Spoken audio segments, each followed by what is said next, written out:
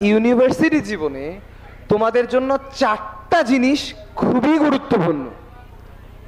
Number এক, বুয়েট জীবনে ফ্যামিলির বাইরে গিয়ে কোনোভাবে নিজেকে কোনো খারাপ কাজে আসক্ত করে না ফেলা। তোমরা সবাই হয়তো বুয়েটে আবরার ফাহাদের ঘটনা জানো। আবরার ফাহাদের ঘটনায় যারা যারা অভিযুক্ত তারা প্রত্যেকে কিন্তু বুয়েটের মেধাবী শিক্ষার্থী, এবং তারাও তোমাদের মতো এরকম সেলিব্রেশনে উপস্থিত ছিল, তারাও সংবর্ধনা পেয়েছিল, এবং তাদের অনেককে আমিও আমার বুয়েট জীবনে চিনি। তারা যে মানুষ হিসেবে খারাপ ছিল তা মোটেও না, কিন্তু সত্যতাটা তোমরা জানো।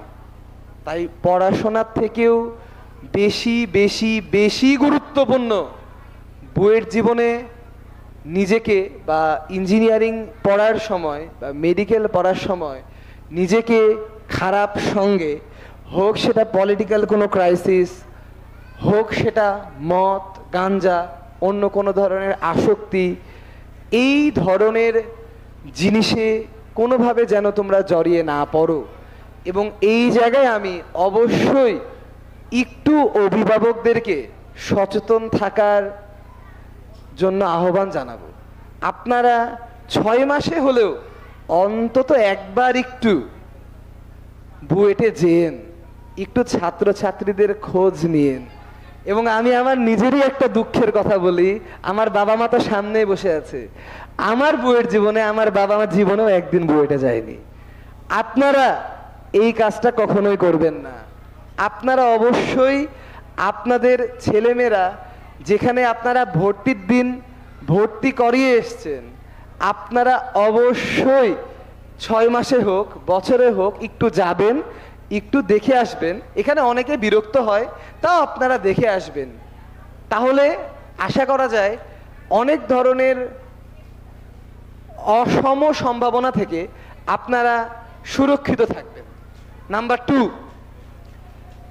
স্বাভাবিকভাবে যেখানেই তোমরা অ্যাডমিশনের পরবর্তীতে ভর্তি হয়েছো, যারা ক্লাস শুরু করেছো বা যারা ক্লাস ভবিষ্যতে শুরু করবা, ক্লাসরুমের ক্লাস তোমার খুব একটা ভালো লাগবে না, কিন্তু এই ক্লাসরুমের ক্লাস ভালো না লাগলে কোনোভাবেই তুমি যেখানে ভর্তি হয়েছো ক্লাসে যাওয়া বন্ধ করে দেওয়া যাবে না, কোনোভাবেই না।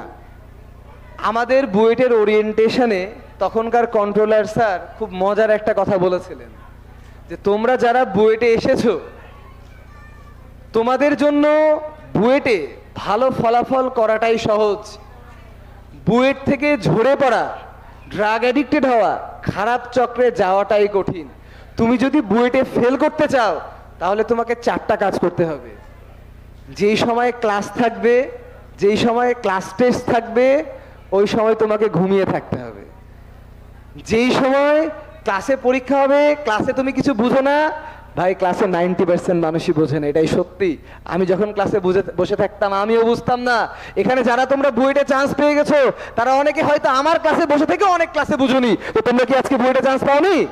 তো ক্লাসে বুঝো না তাই বলে ক্লাসে না যে তুমি ঘুমিয়ে আছো, তুমি ক্লাসের সময়ে তুমি ঘুরতে চলে গেছো, তুমি ক্লাসের সময়ে তুমি ট্যুরে চলে গেছো, তাহলে কিন্তু সমস্যা, তাহলে তুমি ধরতে পারবা না। এই 2 নাম্বার কাজটা করবা না। ক্লাসে গিয়ে ঘুমিয়ে থাকো, তাও ক্লাসে উপস্থিত থাকবা। আমি বুয়েটে পড়ার সময় তোমাদেরকে পড়িয়েছি, ওই টাইমে আমি আরএফ দিক শুরু করেছি, তাও আমি বলতে পারি আমার বুয়েট লাইফে অ্যাটেন্ডেন্স খুবই ভালো ছিল। আমার ক্লাস মিস গেছে আমার এরকম মনে নাই আর কি, মানে বুয়েট জীবনে 4 বছরে আমার ক্লাস মিস গেছে এরকমটা আমার জানা নাই। সো এই জায়গাটা একটু মাথায় রেখো। আর এই ফিজিক্সে যেমন আমি তোমাদেরকে অ্যাডভান্স অ্যাডমিশন ব্যাচের প্রথম ক্লাসে বলেছিলাম, যদি আমার কাছে কোনো ছাত্রছাত্রী 100% অ্যাটেন্ড থেকে কোনো পাবলিক ইউনিভার্সিটিতে চান্স না পায়, আমি আমার টাকা দিয়ে তাকে প্রাইভেট ইউনিভার্সিটিতে পড়াবো। এবং আজকে গ্র্যান্ড সেলিব্রেশনে দাঁড়িয়ে আমি তোমাদেরকে স্ট্যাটিস্টিক্সে বলতে পারি, আমার কাছে এরকম একজন স্টুডেন্ট আমি খুঁজে পাইনি যে 100% উপস্থিত থেকে BUET RUET, KUET, CUET, SUST, Butex, MIST, medical কলেজগুলো, ঢাকা ইউনিভার্সিটি, রাজশাহী ইউনিভার্সিটি, এই 10টা প্রতিষ্ঠান আমি গুনে গুনে বললাম। এর মধ্যে চান্স পাইনি এরকম একজনও 100% অ্যাটেন্ডেন্স স্টুডেন্ট খুঁজে পাওয়া যায়নি। তো তোমাদের ফলাফল ধরে রাখার জন্য ছোট্ট একটা কথা বলবো, ক্লাসে গিয়ে কিছু বুঝবা না সত্য, কিন্তু ক্লাসে ইরেগুলার হবা না। ক্লাসে গিয়ে বসে থাকলে অ্যাটলিস্ট টপিকটার নাম তোমার কানের মধ্যে থাকবে, পরীক্ষার আগের রাতে বুঝে পারবা যে কি পড়তে হবে, তা না হলে এটাও পারবা না। নাম্বার 3, বুয়েট জীবনে তোমার ফলাফল খারাপ হতে পারে, বাট আমার দেখা বুয়েট, কুয়েট, রুয়েট, চুয়েটের জীবনে যদি তুমি কোনো অসৎ সঙ্গে না যাও, তুমি যদি ক্লাসে ইরেগুলার হয়ে ব্যাকলগে পড়ে না যাও, তোমার রেজাল্ট যদি সামান্য একটু খারাপও হয়, কিন্তু তোমার তো একটা সার্কেল থাকবে, তোমার একটা গ্রুপ থাকবে।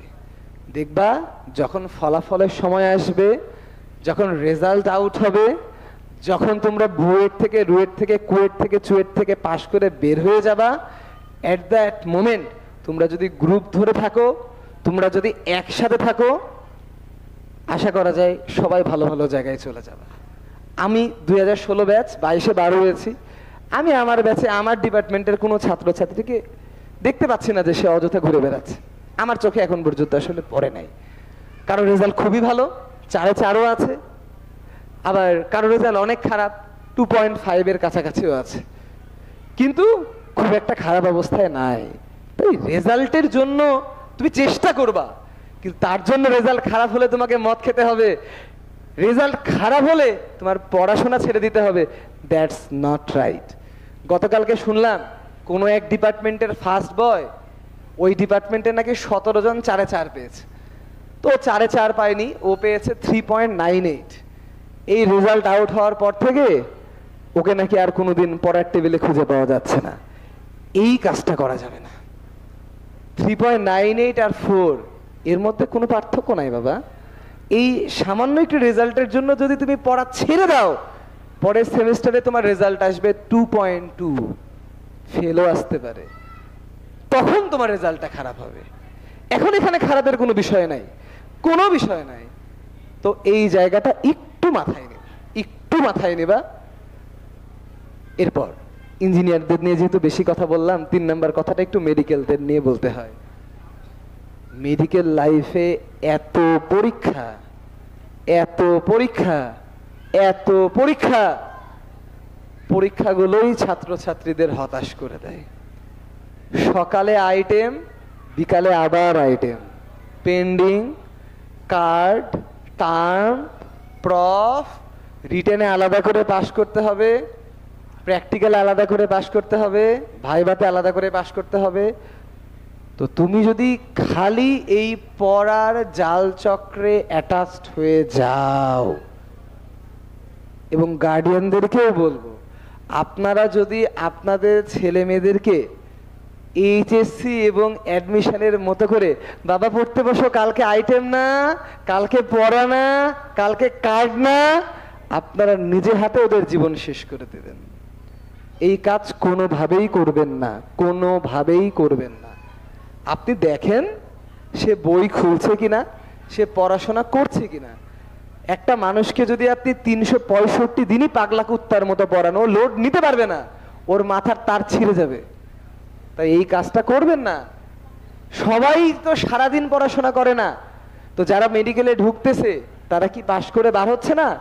আপনারা দেখবেন যে তারা অসৎ সঙ্গে নষ্ট হয়ে যাচ্ছে কি না।